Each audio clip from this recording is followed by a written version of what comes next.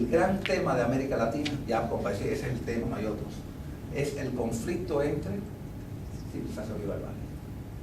Ese es el tema. Ese es el tema. Eso. Y aquí hay conflicto entre civilización y barbarie, ¿no? Aunque esto fue escrito antes del pensamiento, pero de todas formas, obviamente, es un gran tema. Conflicto entre civilización, conflicto que todavía continúa, ¿no? Cualquiera que, ya hemos hablado, cualquiera que va a América Latina va a ver que las grandes ciudades conviven con estados realmente muy retrasados en términos de desarrollo económico, ¿no? ¿Sabéis? Material. Conviven. América Latina tiene ese conflicto. Fue insertada de pronto en un movimiento de modernidad europea, ¿no? De una manera arbitraria y artificial. ¿Está bien? Seguimos. ¿Qué más, Mariel? Lo que más me interesó fue la alegoría del matadero, una alegoría política. Abarca muchos temas y eso me pareció estupendo. ¿Pero alegoría solamente política o social también? Es social también, es social. Sí. Digámonos, Pero esa alegoría política que tiene una lectura más universal. okay. Eso me O interesa. sea, una alegoría política que va del matadero a Argentina. A Argentina y de Argentina a América y de Y de América América a otros estados que pueden ser. Mira, Lucy Sí, ¿no? hace una relación Sí, claro. con Alemania, bueno, también el fascismo en Italia, desde luego, El estalinismo. el estalinismo. Y eso es lo que da lo interesante, entonces, que esa alegoría que parte del matadero es gracias a que se concentró en el matadero, que es un espacio muy reducido, ¿no? Es que logra esa intensidad. ¿Me explico? Quizás hubiera querido hacer como después, ¿no? Bueno, se puede hacer conversación en la catedral, que todo el Perú, que que también se focaliza en un prostíbulo. Esa cosa de focalizar en un espacio, y en este caso el matadero, que pueda ser alegórico y representativo de todo un proceso social y político, es lo que le da una fuerza de intensidad a este texto también. Ese es el matadero, voy a hacer el croquis del matadero, es esto. ¿Ya? Y de ahí no se sale. Cómo él logra meter a Argentina los conflictos sociales, políticos, ideológicos, religiosos Y los grupos sociales. ¿Eh? Y los grupos sociales. Porque en definitiva el unitario también representa un poco no solo a la clase alta, esa burguesía acomodada de los países nuestros, sino también el intelectual. Ahí hay una mirada un poco y lo distante, europeo, distante con el pueblo. Es una de las críticas que le han hecho hasta ahora. Sí, distante con el pueblo. Claro, partiendo de que Rosas estaba unido al pueblo. Claro, sí. Aquí lo que te demuestra es que eso es una especie de gran demagogia, Sí. que son dictadores populistas. Y una de las críticas que le han hecho, que está, como quiera que sea, está esa distancia. Sí. El pueblo no participa del discurso unitario. De hecho está negado. Pero, ok, está bien. Entonces del microcosmo del matadero obviamente se van entrando más niveles, ¿no?, de significación y repercusión, como sería Argentina, y él lo dice al final. Vean que es muy explícito, los románticos son muy explícitos, ellos no, al final lo dice, ¿no? Este matadero es una alegoría, no dice alegoría, pero no, es un remedio de toda la República Argentina. O sea, si usted no entendió la alegoría, se la explica y al final. En aquel tiempo los carniceros de y no es que Federación Saldía, esos que llamaban ellos salvajes y tal, patrón de los profesores ni salvajes, porque el foco de la federación estaba en el matadero, de la federación, recuerdan, rosistas, federales, ¿no? El foco de la federación estaba en el matadero, es como la semilla de todo el sistema político argentino, se ve, se reproduce en escala, ¿no?, microcosmo, y para eso la intensidad del texto, ahí. No hay que llenar de más personajes. Realmente los personajes son más muy ocasionales. Y además es como una alerta, cuidado, que esta célula se reproduce. Ah, también, sí. No, ya está reproducida. Ya está, claro. Si él cogió el matadero, pues puede ser que otro coja otro espacio. Sí. No, esto ya existe. Esto ya es así, Ya es esto así. va a ser así. Esto es lo que nos propone este federal. Y si habláramos del miedo que los intelectuales tienen ante el pueblo, nos está también hablando de un miedo, Sí. de la chusma. Ese pueblo enardecido, fanatizado, violentizado, ¿no?, arrojado a la violencia, es peligroso. Ya se vio en la Revolución Francesa, la Revolución Haitiana. Y eso siempre, esto está. Siempre. No es solo una distancia, sino también que se observa este elemento aquí, con cierto temor. Bueno, y en las porque guerras, porque es manipulable. en las propias guerras de la independencia americana también. Y nosotros repudio. No, bueno, Sí.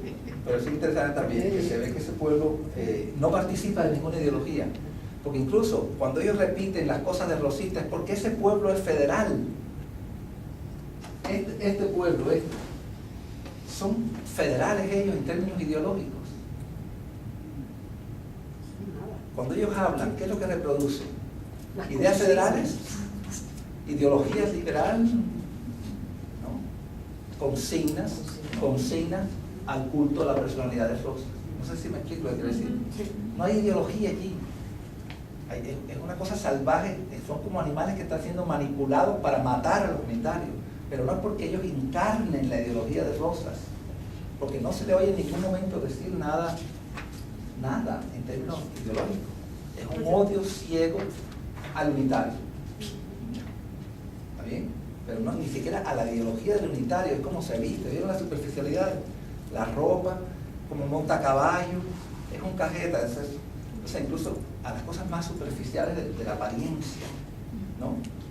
Obviamente, y eso va a hablar Sarmiento, como la apariencia describe al sujeto. No, iba a comentar de eso que dijo, de hecho el mismo autor lo menciona, bueno, el narrador, sí, donde dice que nada, o sea, reducen al hombre, tanto la iglesia como el gobierno reducen al hombre en una máquina que no actúe con voluntad propia, sino con lo que ellos quieren, con los mandatos. Entonces nada más reproducen las órdenes. Exacto. Y eso es importante, porque entonces ese pueblo realmente no es encarnador de ninguna ideología, ¿no? Es una masa que puede ser manipulable demagógicamente para fines políticos de los grupos, ¿no? En un poder, ¿sabes? Y reacciona como animales, el gobierno, sí.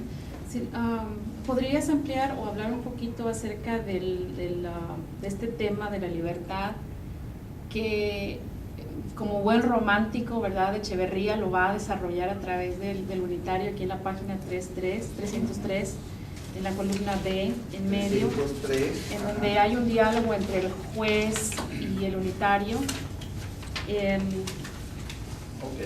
y habla precisamente, ¿no?, de ese concepto, porque el juez le dice, bueno, ¿por qué no traes divisa? Le dice, no quiero. ¿No sabes que lo manda el restaurador? Y le dice, la librea es para vosotros esclavos, no para los hombres libres.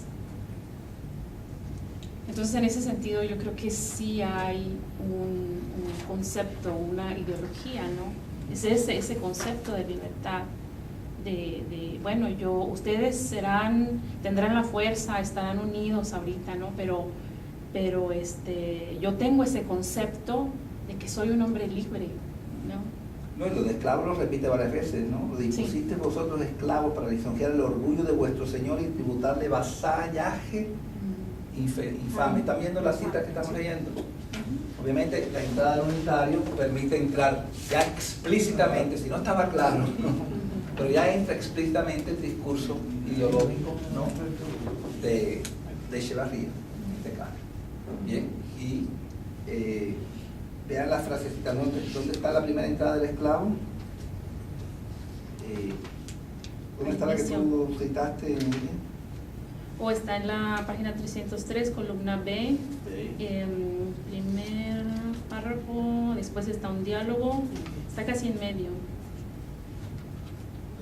Línea 30, ¿no? Ah, líneas. A ver. Sí, vamos a ver ese diálogo si quieren. Primero dice, no lleváis luto en el sombrero, o sea, todos los cultos a la personalidad de Rosa y además a la familia de Rosa, porque él fue la mujer, ¿no? Imagínate. Dice, no lo llevo porque lo llevo en el corazón de la patria que vosotros habéis asesinado infame. O sea, obviamente, según este texto, ¿no?, el concepto de patria, esos valores, esas virtudes nacionales como era el patriotismo, obviamente no están en estos hombres. En estos hombres lo que están es el fanatismo a una persona. En mí es donde está el patriotismo. ¿Está claro? Además voy a morir, ¿no?, por ese patriotismo. Tengo la valentía de no humillarme y defender mis ideas. Porque vean, hay una diferencia entre el toro y el unitario. Hay dos diferencias. ¿Cuáles son? Una, ¿cuál es?